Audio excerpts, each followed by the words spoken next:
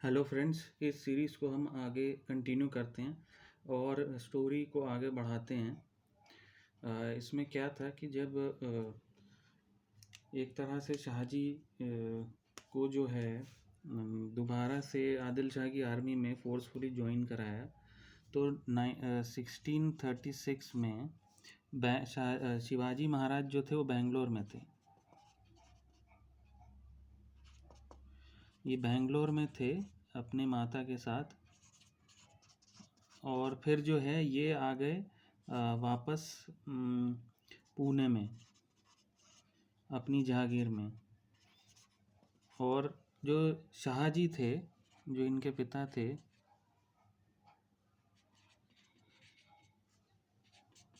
ये वापस चले गए थोड़ा साउथ में चले गए बेंगलोर साइड में चले गए। और वहाँ पे जो है आदिल शाह के ये एक तरह से मिलिट्री जनरल ही थे, तो वहाँ पे हिंदू राजाओं के ही जो है जीतने के लिए आदिल शाह ने इनको लगा दिया था। अभी हुआ ये था कि आदिल शाह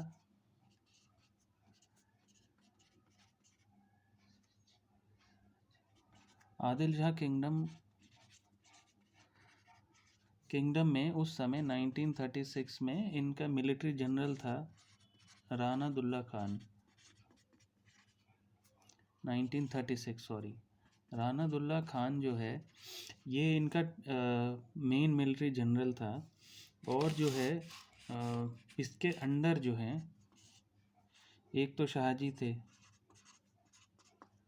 जो शिवाजी महाराज के पिता, दूसरा था इनके अंडर अफजल खान, तीसरा इनके अंडर थे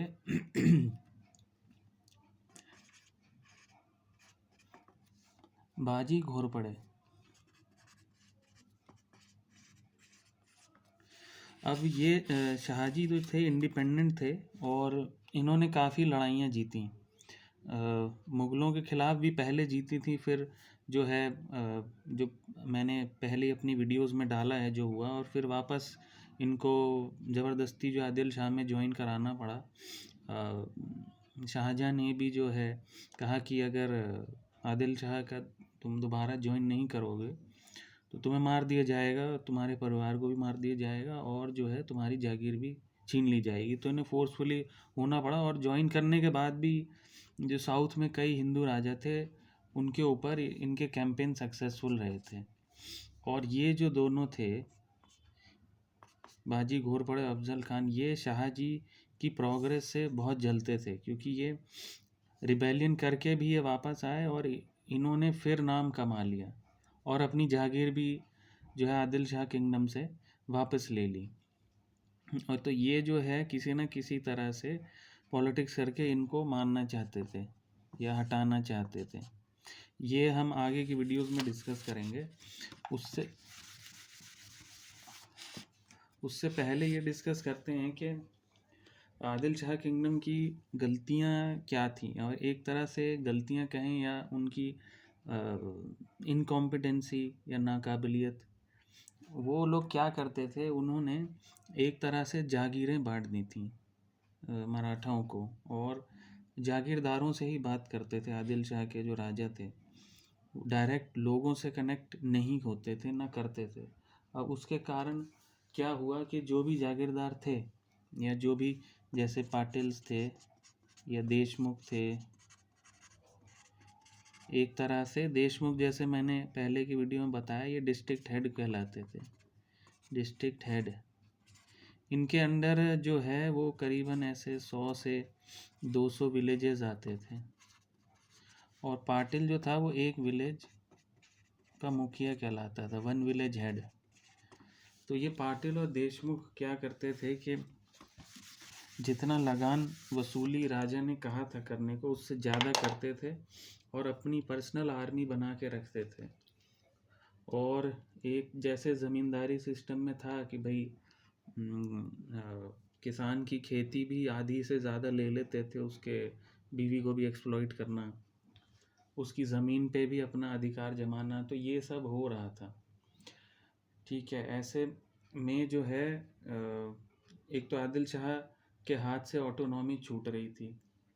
और एक बार ये डिस्कस कर लेते हैं कि महाराष्ट्र में किन किन लोगों के पास कौन कौन से एरिया में जागीर थी।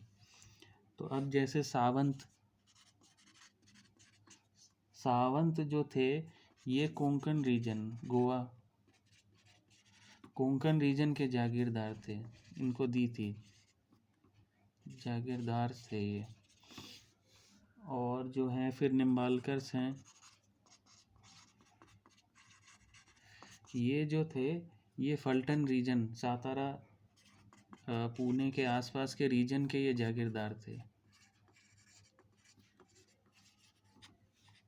फिर थे भोसले, ये तो थे ही, भोसले तो शिवाजी महाराज की कम्युनिटी थी। और ये लोग जो थे ये पुणे, मावल, बारामती, पुणे, मावल, बारामती और इंदापुर, यहाँ के जागीरदार थे। माने जो हैं, माने जो लोग थे वो थे सातारा रीजन के जागीरदार थे, फिर आते थे घोरपड़े, गाडगे, महादिक, मोहिते, मालूकर्स। ये लोग जो थे, जैसे घोरपड़े, मैं लिख देता हूँ यहाँ पे, घोरपड़े, गाडगे, महादिक,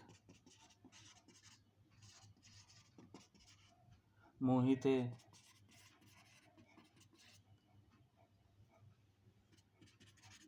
और मामलुकर। ये लोग जो थे ये एक्चुअली घोड़ों की और फुट सोल्जर्स की पैरवी करते थे और उनका ध्यान देख रेख भी करते थे। तो ये वो लोग थे उस समय के। आज तो ये एक तरह से कास्ट भी हो गए हैं और सरनेम्स भी हैं महाराष्ट्र में। उस समय पे ये थे। तो ये पूरा आदिल शाह ने आउटसोर्सिंग का काम कर रखा था।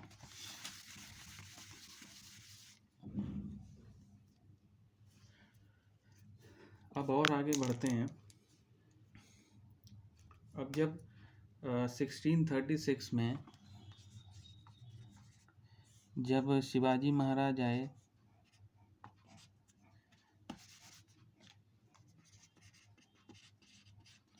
शिवाजी महाराज और जीजाबाई, उनकी माता जो है, ये वापस अपनी जागीर में आ गए। मतलब कि पुणे में आ गए ये वापस इस ईयर में साउथ से। तो एक दादाजी नाम के इंसान थे, ये शाहजी महाराज के लिए काम करते थे। तो शाहजी महाराज ने इनको जो है इनके साथ रखा कि आप वहाँ का जागीर का काम काज देखो।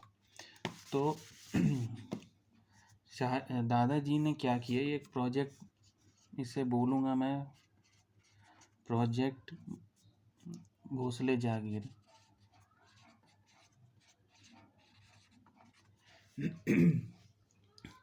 इसमें क्या किया इन्होंने कि जब मुग़लों ने हमला किया और ये शाहजी भी अगेंस्ट हो गए थे सबके, तो इन्होंने इनकी जागीरों पे क्या किया था कि इन्होंने तबाह कर दी थी पूरी। इन्होंने जो गांव थे वो इनके पूरे तबाह कर दिए थे। प्लस खेती नहीं होने दी थी, जिसकी वजह से खेती पे पूरे जंगल बस चुके थे। लोगों को भगा दिया था, बहुत भुखमरी हो गई थी पुणे में। ये बात है 1636 की, आदिल शाह और शाहजहां ने जो किया था। फिर जब ये जागीर वापस आ गई थी शाहजी महाराज के पास, तो फिर इन्होंने उसका रेनोवेशन शुरू किया। तो जो दादाजी थे, इन्होंने क्या किया कि जो एक तरह से ट्राइबल लोग थे, ये थे रामोशी कम्युनिटी के ये कहलाते थे ढांगर्स। और एक और थे ट्राइबल कम्युनिटी पराधी। ये जो हैं ये हंटर्स थे, शिकारी थे। तो इनको जो है दादाजी ने कहा कि आप क्लियर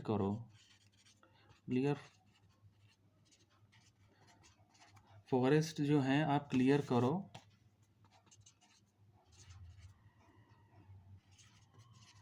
और जो क्लियर लैंड है वो इनको फिर दादाजी ने एक तरह से किराए पे दी कि खेती आप करोगे तो आपको उसका कुछ पार्ट जो है वो जीजाभाई शिवाजी महाराज, क्योंकि ये जागीरदार थे वहाँ के, तो इनको देना पड़ेगा। अब इन्होंने जो सिस्टम बनाया वो किस तरह का था, और भी इन्होंने जो भी ट्राइबल लोग हैं उनको तो था, और भी जो गरीब लोग थे उनको भी इन्होंने इस काम में इन्वॉल्व किया कि जो खेती के लिए ज़मीन क्लियर की गई, जो इन्होंने ज़मीन क्लियर की गई वो इन्होंने ऑन रेंट बेसिस, पहले बहुत रेंट, इनिशियली बहुत लो रेंट पे दी गई, इन्होंने लीज पे दी, जिससे फाइनेंशियल स्टेटस जो है पुणे के रीजन के लोगों का बहुत इम्प्रूव हुआ। इन्होंने रेंट सिस्टम पे किस तरह से दी वो मैं बताता हूँ। इनका था कि पहला था पे 1 रुका पहले फर्स्ट ईयर में, फिर था 3 रुका देना है सेकेंड ईयर, और 6 रुका फिर देना है थर्ड ईयर में, तीसरे साल 6 रुका देना पड़ेगा, और 7 रुका फिर इनको देना पड़ेगा चौथे ईयर में, और फिर 12 रुका जो है वो देना पड़ेगा इनको फिफ्थ ईयर। ये रुका है, रुपी नहीं है। और 1 रुपी इनको देना पड़ेगा 7वें ईयर से।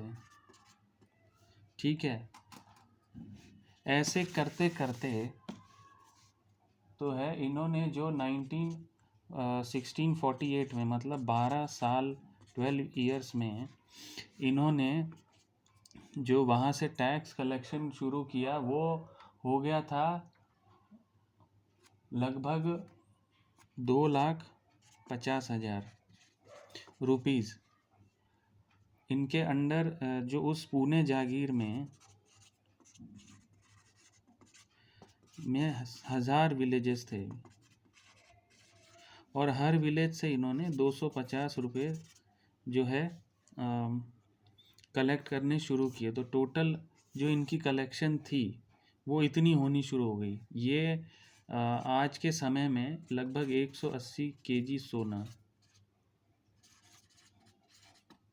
180 केजी गोल्ड जो है उसके इक्विवेलेंट था ये, इतना पैसा। प्लस शिवाजी महाराज और दादाजी ने क्या किया था,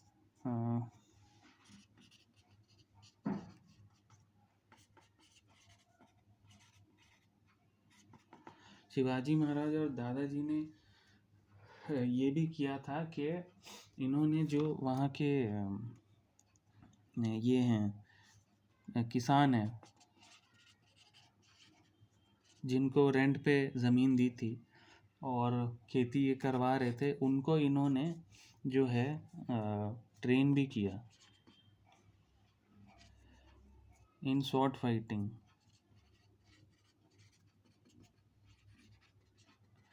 मतलब तलवारबाजी में इनको ट्रेन किया, वेपन्स के यूज़ में इनको ट्रेन किया। ट्रेन इसलिए किया था कि ये जो हैं चोर उचक्कों से अपना जो अनाज था, अपने घर की संपत्ति थी, उसको डिफेंड कर सकें। आगे चल के यही लोग शिवाजी महाराज की आर्मी में भी ज्वाइन हुए। ठीक है, तो रिज़ल्ट ये हुआ कि जो भी फार्मर्स थे उनको जो है जो भी लोहारों का भी काम उनको आया और ये वेपन्स भी बनाने लगे। तो एडिशनल सोर्स ऑफ इनकम भी हुआ, प्लस जो है स्टॉक ऑफ वेपन्स वो भी बहुत बढ़ गया, बहुत बढ़ गया ये पुणे जागीर में। और जो प्रॉस्पेरिटी थी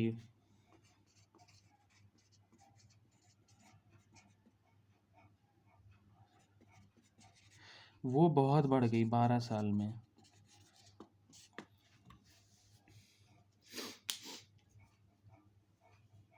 और इस ये जो कलेक्शन जैसे मैंने बताया था अभी, जो 2,50,000 रुपये का कलेक्शन था, ये कलेक्शन से शिवाजी महाराज ने जो भी नेगलेक्टेड फोर्ट थे मावल, पुणे, चाकनवाई में, पुरंदर में, उनको रिपेयर करवाया। सारा पैसा इन्होंने उसी में लगा दिया। वो भी हम आगे बात करते हैं।